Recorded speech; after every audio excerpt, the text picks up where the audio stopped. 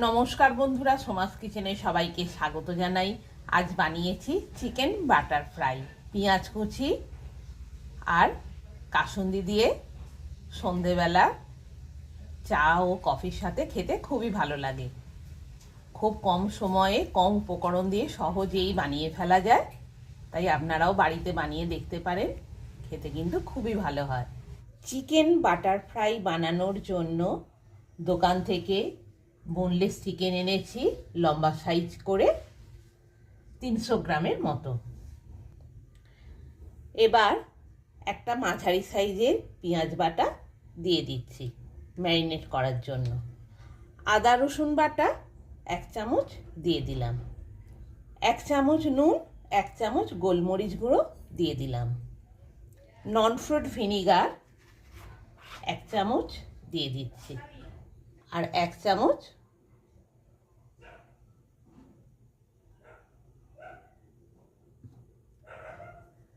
সাদা তেল দিয়ে দিলাম। এবার সব উপকরণগুলো একসাথে ভালোভাবে চিকেনের সাথে মিশিয়ে নিচ্ছি। আধ ঘন্টার জন্য চিকেনের টুকরোগুলো ম্যারিনেট করে রেখে দেব। সব উপকরণ ভালোভাবে মেশানো হয়ে গেছে চিকেনের মধ্যে। এবার আধ ঘন্টা ম্যারিনেট করে রেখে দিলাম। চিকেন বাটার ফ্রাইয়ের ব্যাটারটা তৈরি করে নেব। 6 চামচ ময়দা নিয়েছি, 4 চামচ কর্নফ্লাওয়ার পাউডার, 1 চামচ নুন, 1 চামচ গোলমরিচ গুঁড়ো, 4 পিস কাঁচা লঙ্কা আর 1 আঁটি ধনেপাতা একসাথে বেটে রেখেছি, দিয়ে দিলাম। খুব মিহি করে বাটিনি ধনেপাতাটা। একটা ডিম,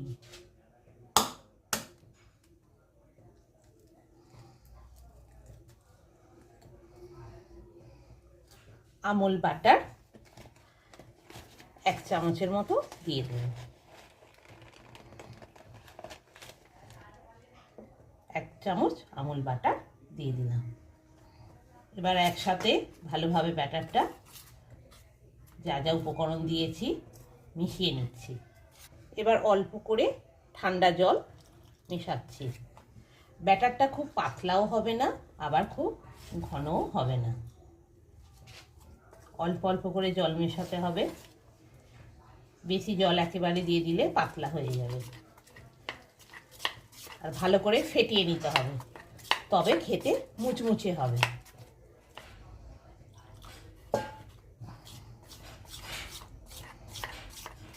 যাতে ময়দাটা না ডেলা হয়ে থাকে, ভালোভাবে ফেটিয়ে নিচ্ছি।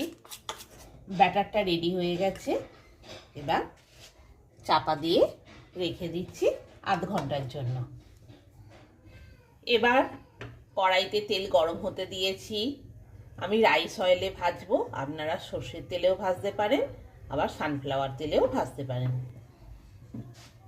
তেলটা গরম হতে দিয়েছি, আধ ঘন্টা হয়ে গেছে। ব্যাটারটা খুব ভালোভাবে রেডি হয়ে গেছে। আর একটু ভালো করে ফেটিয়ে নিচ্ছি। খুব ঘনও হয়নি, আবার খুব পাতলাও হয়নি। ম্যারিনেট করে রাখা চিকেনগুলো এবার ব্যাটারে মিশিয়ে ভেজে নেব। ম্যারিনেট করে রাখা চিকেনগুলো এবার ব্যাটারে দিয়ে ভেজে নিচ্ছি।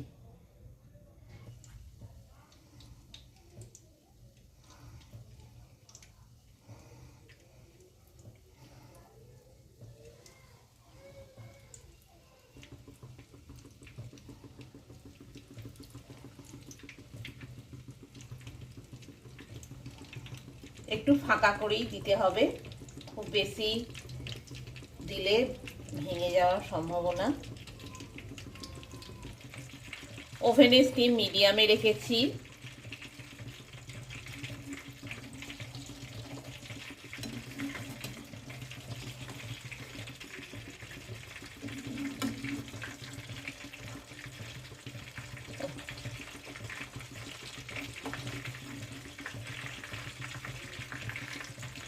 একটা সাইড ভাজা হয়ে গেছে, আর একটা সাইড ভেজে নেওয়ার জন্য উল্টে দিচ্ছি।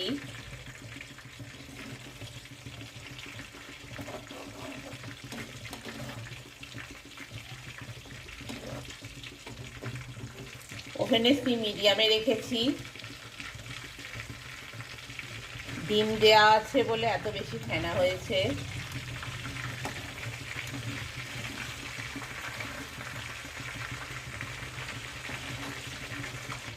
দুটো সাইডই ভালো করে ভাজা হয়ে গেছে।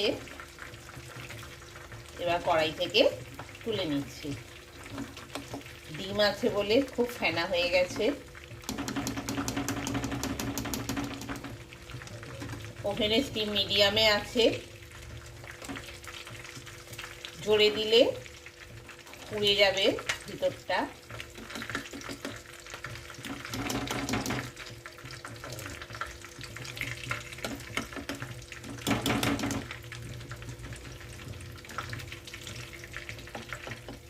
সন্ধ্যের স্ন্যাক্সে চা ও কফির সাথে বাড়িতে খুব সহজেই বানিয়ে নিতে পারেন।